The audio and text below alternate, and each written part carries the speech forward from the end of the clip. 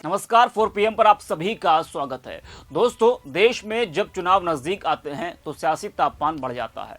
आरोप प्रत्यारोप, भाषणों की गर्मी और कटाक्ष की मार से राजनीतिक मंच सजने लगता है।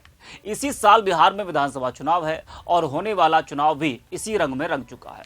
विपक्ष और सत्ता पक्ष आमने सामने है और जुबानी जंग ने अब एक नया रूप ले लिया है, जहां एक और पूरा विपक्ष वोट चोर गद्दी छोड़ का नारा देकर पीएम नरेंद्र मोदी, बीजेपी और चुनाव आयोग पर सीधा हमला बोल रहा है। इस नारे को वजूद में तब लाया गया जब राहुल गांधी ने एक प्रेस वार्ता कर चुनाव आयोग पर कई गंभीर आरोप लगाए। राहुल ने बिहार में वोटर अधिकार यात्रा के दौरान भी इस नारे को खूब बोला। वहीं उनकी बहन और वायनाड से सांसद प्रियंका गांधी वाड्रा भी पीछे नहीं रहती हैं। प्रियंका गांधी का एक वीडियो सोशल मीडिया पर इस वक्त तेजी से वायरल हो रहा है। हालांकि वीडियो तो साल 2023 का है, लेकिन वो आज एक बार फिर तेजी से सोशल मीडिया पर वायरल है, जिसको लेकर सोशल मीडिया पर लोगों की प्रतिक्रियाएं सामने आ रही हैं और उस पुराने वीडियो को अब लोग तेजी से शेयर कर रहे हैं। साल 2023 में प्रियंका गांधी मध्य प्रदेश के दतिया गई थी। वहां एक कार्यक्रम में उन्होंने पीएम नरेंद्र मोदी पर कटाक्ष करते हुए कहा था कि ऐसा लगता है कि पीएम नरेंद्र मोदी रोते रहते हैं, उन पर मेरे नाम से एक बायोपिक बननी चाहिए। जैसे सलमान खान तेरे नाम फिल्म में शुरू से अंत तक रोते रहते हैं, वैसे मोदी जी भी रोते रहते हैं। जरा आप भी सुनिए प्रियंका को। और मोदी जी का तो आप पूछिए ही मत। मोदी जी का क्या कहना, देश के पहले ऐसे प्रधानमंत्री हैं जो परमानेंट अपनी ही पीड़ा में परेशान रहते हैं। कर्नाटका गए, बड़ी लंबी लिस्ट ले गए कि भाई मुझे इतनी गालियां दी हैं। यहाँ भी कहने लगे मुझे इतनी गालियां दी हैं। रोते ही रहते हैं। लगता है आपने वो सलमान खान की पिक्चर देखी है तेरे नाम, उसमें सलमान खान शुरू से अंत तक रोते ही रहते हैं। मैं तो कहती हूँ मोदी जी के लिए भी पिक्चर बना देते हैं, उसका नाम रखेंगे मेरे नाम। देखा और सुना आपने किस तरह से प्रियंका गांधी ने कहा कि मोदी जी का हाल सलमान खान के तेरे नाम जैसा है।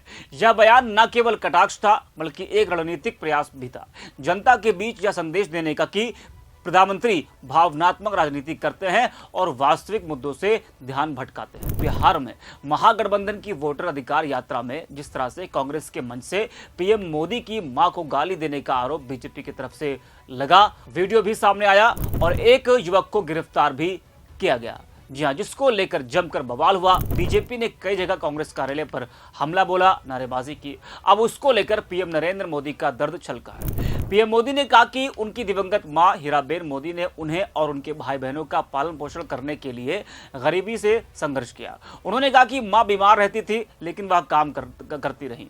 वह हमारे लिए कपड़े सिलवाने के लिए एक एक पैसा बचाती थी।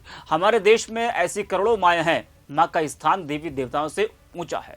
आप सभी जानते हैं कि मेरी मां अब इस दुनिया में नहीं रही। कुछ समय पहले 100 वर्ष की आयु पूरी करने के बाद उन्होंने हम सबको छोड़ दिया। मेरी मां, जिनका राजनीति से कोई लेना देना नहीं था, उन्हें आरजेडी कांग्रेस के मंच से भद्दी भद्दी गालियां दी गई। यह बेहद दुखद, पीड़ादायक और व्यथित करने वाला है। हालांकि कांग्रेस का यही कहना था कि गाली देने वाला बीजेपी का ही कार्यकर्ता था।